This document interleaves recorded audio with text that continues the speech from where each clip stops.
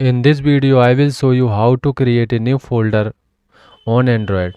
So first open File Manager or Phone.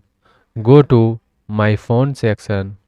After that, this is the open interface and create new folder you want. Three dot click and new folder choose. After that, here type according you folder name type like image folder. Then done button click. You can see image folder create. Search here image. This is my image folder. If you want folder in folder create, so folder open. After that new folder create. I personal folder and personal, this is a two folder create. Image folder click open and personal folder open.